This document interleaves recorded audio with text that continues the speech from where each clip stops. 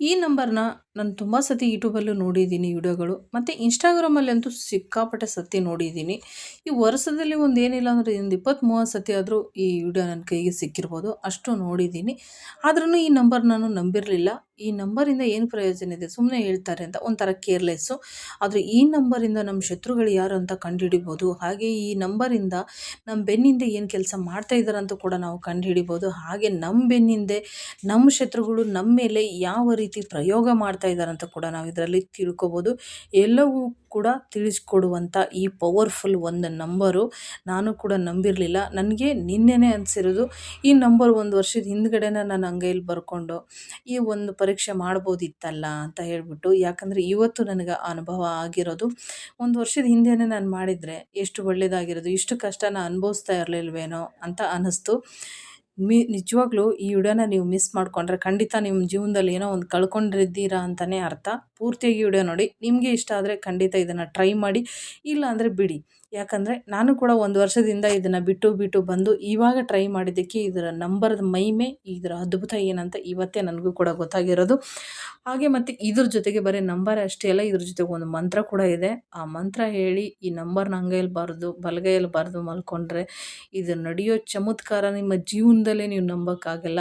ಮತ್ತು ನೀವು ಎಷ್ಟು ದುಡ್ಡು ಕೊಟ್ಟು ಶಾಸ್ತ್ರ ಕೇಳಕ್ಕೆ ಹೋಗ್ತೀರಾ, ಇಲ್ಲೆಲ್ಲೋ ಕಣಿ ಕೇಳಕ್ಕೆ ಹೋಗ್ತೀರಾ, ಅಲ್ಲಿ ಕೂಡ ನಿಮಗೆ ಇಷ್ಟು ಕ್ಲಿಯರಾಗಿ ಯಾರೂ ಹೇಳಿರಲ್ಲ. ಹೆಂಗಂದರೆ ಈ ನಂಬರ್ ಅಂಗೈಯಲ್ಲಿ ಬರ್ಕೊಂಡು ಆ ಮಂತ್ರವನ್ನು 11 ಬಾರಿ ಹೇಳಿದ್ರೆ ಸಾಕು, ನಿಮ್ಮ ಶತ್ರು ಮುಖ ನಿಮ್ಮ ಕಣ್ಣು ಎದುರುಗಡೆನೇ ತೇಲ್ತಾ ಇರುತ್ತೆ. ದಿಟ್ಟು ದಿಟ್ಟು ಏನು ಡಿಫ್ರೆಂಟ್ ಇಲ್ಲ ಫ್ರೆಂಡ್ಸ್, ಅಷ್ಟು ಪವರ್‌ಫುಲ್ಲಾಗಿರುತ್ತೆ ಈ ನಂಬರು. ನಿಜವಾಗ್ಲೂ ನಾನು ನಂಬಿರಲಿಲ್ಲ. ಇನ್‌ಸ್ಟಾಗ್ರಾಮಲ್ಲಿ ತೋರಿಸಿದ್ದು ಸುಮ್ಮನೆ ಏನೋ ತೋರಿಸ್ತಾರೆ ಅಂತಲೇ ಬಿಟ್ಟಿದ್ದು. ಹಾಗೆ ನಿನ್ನೆ ನಾನು ಭಾಗ್ಯ ಇಬ್ಬರು ನೋಡಬೇಕಾದ್ರೆ ಅದು ಒಂದು ವಿಡಿಯೋ ಸಿಕ್ತು ನಮಗೆ. ನಿಮಗೂ ಸುಮಾರು ಜನಕ್ಕೆ ಸಿಕ್ಕಿರುತ್ತೆ ಆ ವಿಡಿಯೋ ನೋಡಿ ಬೇಕಂದರೆ. ನಂದೇ ಅಂತಲ್ಲ, ಆ ವಿಡಿಯೋ ನಿಮಗೆ ಇನ್‌ಸ್ಟಾಗ್ರಾಮಲ್ಲಿ ಸುಮಾರು ಸತಿ ಸಿಕ್ಕಿರುತ್ತೆ ಈ ನಂಬರ್‌ದು. ಅವ್ರು ಹೇಳಿದ್ದಾರೆ ಈ ನಂಬರ್ ಬರೀರಿ, ನೈಟ್ ಮಲ್ಕೊಳ್ಳೋ ಮುಂದೆ ಬರ್ಕೊಂಡು ನೋಡಿರಿ, ನಿಮ್ಗೆ ಹೆಂಗೆ ಅನ್ನಿಸುತ್ತೆ ಅಂತ ಅವರು ಹೇಳಿದ್ದಾರೆ. ನಾನು ನಿನ್ನೆ ನೋಡಬೇಕಾದ್ರೆ ಹಾಗೆ ಹೇಳಿದೆ ಭಾಗ್ಯ ಇದೆಲ್ಲ ನಿಜಾನಾ ಅಂತ.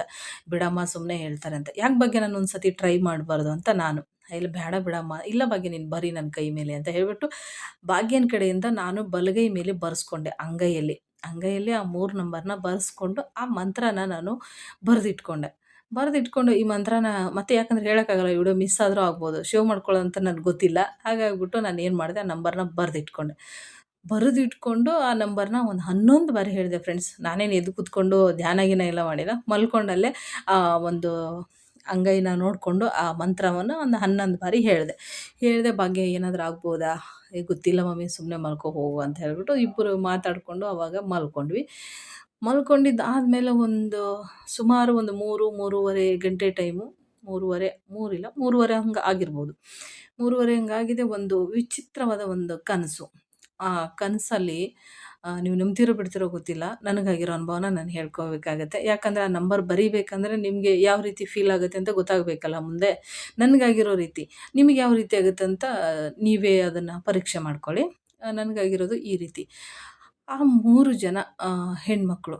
ಅದರಲ್ಲಿ 3 ಜನದಲ್ಲಿ ಒಬ್ಬರು ಮುಂದೆ ಆ ಸೀರೆಗಳ ಕಲರ್ ಎಲ್ಲ ಕೊಡ್ತೀನಿ. ಆ 3 ಜನ ಹೆಣ್ಮಕ್ಳು ಬಂದು ಕೂತ್ಕೊಂಡು ನಮ್ಮ ಮನೆ ಬಾಗಿಲಲ್ಲಿ ಮಾತಾಡ್ತಾಯಿದ್ರು. ಇನ್ನೊಬ್ಬರು ತುಂಬ ಕೆಟ್ಟು ಮನಸ್ಸು, ಕೆಟ್ಟು ಬುದ್ಧಿ.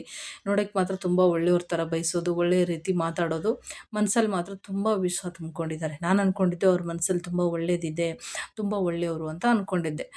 ಆದರೆ ನನಗೆ ಅವರು ತುಂಬ ಚೆನ್ನಾಗಿ ಮಾತಾಡಿಸ್ತಾರೆ, ತುಂಬ ಖುಷಿಯಾಗಿ ಮಾತಾಡಿಸ್ತಾರೆ ನನಗೆ ಅವರು. ಹಾಗಾಗಿ ಹೌದಾ ಇರ್ಬೋದು ಅಂತ ನಾನು ಅಂದ್ಕೊಂಡೆ. ಆದರೆ ಅದು ಕನಸಲ್ಲಿ ಬಂದಿರೋ ಮುಖನೇ ಈ ರೀತಿ ಇದೆ. ಅಯ್ಯೋ! ನಮಗೆ ಬೇಕಾದವ್ರು ಹಿಂಗಾ ಅಂತ ಅನಿಸ್ಬಿಡ್ತು ನನಗೆ ಒಂಥರ. ಬೇಜಾರಾಗ್ಬಿಡ್ತು. ಅಂದರೆ ಅದು ಎಚ್ಚರ ಆದಾಗ ಆವಾಗ ಕನಸಲ್ಲಿ ಅವ್ರು ಮಾತಾಡ್ಕೊಂಡಿದ್ದು ಒಬ್ಬರು, ನಾನು ಹಿಂಗೆಲ್ಲ ಮಾಡಿಬಿಟ್ಟಿದ್ದೀನಿ, ಏನು ಮಾಡ್ತಾಳೆ ಮಾಡ್ಕೊಳ್ಳಿ, ಹೆಂಗೆ ಬೆಳಿತಾಳೆ ಬೆಳೀಲಿ ಹಂಗೆ ಹಿಂಗೆ ಅಂದ್ಕೊಂಡು. ಅದು ಒಂದೊಂದು ಸತಿ ಅನಿಸುತ್ತೆ ನನಗೆ ಭ್ರಮೆ ಇರ್ಬೋದಾ ಅಂತ. ಒಂದೊಂದು ಸತಿ ಆ ನಂಬರು, ಆ ಮಂತ್ರಗಳದ್ದು, ಆ ನಡೆದಿರೋ ಮುಂದೆ ಘಟನೆಗಳು ಎಲ್ಲವೂ ಸತ್ಯ ಅನ್ನಿಸ್ತು ನನಗೆ. ಇಲ್ಲೇನು ನೋಡ್ತಾ ಇದ್ದೀರಾ ಈ ಫೋಟೋಗಳು, ಈ ಸ್ಕಿನ್ ಕಲರ್ ಸಾರಿ ಏನಿದೆ ನೋಡಿ, ಈ ಅಮ್ಮ ನನಗೆ ತುಂಬ ಕೆಟ್ಟದ್ದು ಬಯಸೋದು. ಆಮೇಲೆ ರೆಡ್ ಕಲರ್ ಸಾರಿ ಇದೆ ನೋಡಿ, ಅವರು ನನ್ನ ಪರವಾಗಿ ಮಾತಾಡೋರು. ಈ ಬ್ಲ್ಯಾಕ್ ಕಲರ್ ಸಾರಿ ಇರೋರು ನನ್ನ ಬಗ್ಗೆ ಏನು ಮಾತಾಡೋದಿಲ್ಲ, ಯಾರ ಬಗ್ಗೆನೂ ಏನು ಮಾತಾಡಲ್ಲ, ಸುಮ್ಮನೆ ನಿಂತ್ಕೊಂಡಿರೋದು. ಇದು ಒಂದು ನನಗೆ ಸಾಮಾನ್ಯ ಅನಿಸಿದ್ರು ಕೂಡ ಈ ರೀತಿ ನಾನು ಹೇಳಿದಾಗ ನನಗೆ ಒಬ್ಬರು ಹೇಳಿದ್ದು ಬೇರೆಯೇ ಇದೆ. ಅದನ್ನು ನಾನು ನಿಮಗೆ ಹೇಳ್ತೀನಿ ಮುಂದೆ ಬರ್ತಾ. ಅವರು 3 ಜನ ಕನಸಲ್ಲಿ ಈ ರೀತಿನ ಮಾತಾಡಿಕೊಂಡು ಕೂತ್ಕೊಂಡಿದ್ರು. ಇದೆಲ್ಲ ಬಿಡು ಕನಸು ಅಂತ ಹೇಳ್ಬಿಟ್ಟು ನಾನು ಬೆಳಿಗ್ಗೆ ಒಂದು ಸತಿ ಎಚ್ಚರ ಆಯಿತು, ಮತ್ತೆ ತಿರ್ಗಿ ವಾಪಸ್ ಮಲ್ಕೊಂಡೆ. ನಾನು ಡೈಲಿ 4 ಗಂಟೆಗೆ ಎದ್ದೇಳೋದು. ಆಮೇಲೆ ನಾನು ಯೋಚನೆ ಮಾಡಿದೆ ಅವಾಗ ಎದ್ದಾಗ, ಏನಾಗಿರ್ಬೋದು ಈ ಕನಸು ಯಾಕೆ ಹಿಂಗೆ ಅಂತ. ಆ ಬರ್ಕೊಂಡಿರೋ ನಂಬರ್ ನನಗೆ ಅದು ಯೋಚನೆನೇ ಇಲ್ಲ ನನಗೆ. ಏನು ಈ ಥರ ಬಂದ್ಬಿಡ್ತು ಇವತ್ತು ಕನಸಲ್ಲಿ. ಅದರಲ್ಲಿ ನಮಗೆ ಬೇಕಾದವರು ಈ ರೀತಿ ಕನಸಲ್ಲಿ ಹೀಗೆಲ್ಲ ಮಾತಾಡ್ಬಿಟ್ರಲ್ಲ ಅಂತ ಸ್ವಲ್ಪ ಆಯಿತು. ಅದಾದಮೇಲೆ ಹೋಗಲಿ ಬಿಡು ಅಂತ ಮತ್ತೆ ಕಣ್ಣು ಮುಚ್ಕೊಂಡು ಮಲ್ಕೊಂಡೆ. ಒಂದು 4 ಗಂಟೆ ಹಂಗೆ ಎಚ್ಚರ ಆಯಿತು. 4 ಗಂಟೆಗೆ ಎಚ್ಚರ ಆಗಿ ನೋಡ್ತೀನಿ, ಕಣ್ಬಿಟ್ಟು ನೋಡೋಷ್ಟರಲ್ಲೇ ಬಾಗಿಲಲ್ಲಿ ಬೇರೆ ಕಪ್ಪೆ ಕೂತ್ಕೊಂಡ್ಬಿಟ್ಟೈತೆ. ಕನಸಲ್ಲೇ ಫಸ್ಟೇ ಭಯ ಬಿದ್ದಿದ್ದೀನಿ. ಆಮೇಲೆ ನೋಡಿದ್ರೆ ಬಾಗಿಲಲ್ಲಿ ಕಪ್ಪೆ ಬೇರೆ. ಫಸ್ಟೇ ನಾನು ಕಪ್ಪೆ ನೋಡಿದ್ರೆ ಭಯ. ಆದ್ರೂ ಕಪ್ಪೆ ನೋಡಿದ ತಕ್ಷಣ ಭಯ ಅನಿಸ್ಲಿಲ್ಲ. ಏನೋ ಒಂಥರ ಒಂದು ಖುಷಿ, ಒಂಥರ ಏನೋ ಸಂತೋಷ ಅನ್ನಿಸ್ಬಿಡ್ತು ನನಗೆ ಸಡನ್ನಾಗಿ. ಏನು ಲಕ್ಷ್ಮಿ ನಮ್ಮ ಬಾಗಿಲಲ್ಲೇ ಕೂತ್ಕೊಂಡ್ಬಿಟ್ಟಿದ್ದಾಳೆ ನೈಟ್ ಫುಲ್ ಕಾಯ್ಕೊಂಡು ಅಂತ ಹೇಳ್ಬಿಟ್ಟು ಅದು ನನ್ನ ಕಡೆ ಮುಖ ಮಾಡಿಕೊಂಡು ಆ ಗಂಟ್ಲನ್ನ ಮೇಲಕ್ಕೆತ್ತು ಕೆಳಕ್ಕೆತ್ತು ಅಂತ ಅದರ ಕೊರ ಅನ್ನೋ ಸೌಂಡ್ ಬಂದಿಲ್ಲ. ಆದರೆ ಆ ಥರ ಗಂಟ್ಲು ಬಡಿತಾ ಇತ್ತು ಅದಕ್ಕೆ. ಈ ಬಡಿಯೋದು ನೋಡೇ ನನಗೆ ಭಯ. ಏ ಯಾಕೆ ಇದು ಇಲ್ಲಿ ಬಂದು ಕೂತ್ಕೋತು? ನಾನು ಎದ್ದು ಹೋಗಬೇಕಲ್ಲ ಅಂತ 15 ನಿಮಿಷ ವೇಟ್ ಮಾಡಿದೆ. ನಾನು 4 ಗಂಟೆಯಿಂದ 4:15ರವರೆಗೂ ವೇಟ್ ಮಾಡಿದೆ. 4:15 ಆಯಿತು, ಆ ಕಪ್ಪೆ ಎಲ್ಲೂ ಹೋಗಲೇ ಇಲ್ಲ, ಅಲ್ಲೇ ಕೂತ್ಕೊಳ್ತು. ಇದೇನು ಹಿಂಗೆ ಕೂತ್ಕೋತಲ್ಲ ಅಂತ ಹೇಳ್ಬಿಟ್ಟು ನಾನೇನು ಮಾಡಿದೆ, ಎದ್ದೋಗಿ ಆ ಕಪ್ಪೆನ ಸ್ವಲ್ಪ ಜರುಗಿಸಿ ಮುಂದಕ್ಕೆ ಹಾಕ್ಬಿಟ್ಟು ಟೇಬಲ್ ಕೆಳಗಡೆ ಹೋಯ್ತು. ಆಮೇಲೆ ನಾನು ಬಾಗಿಲು ತೆಗೆದು ನಾನು ಕೆಲಸಗಳನ್ನ ಮಾಡಿಕೊಂಡೆ.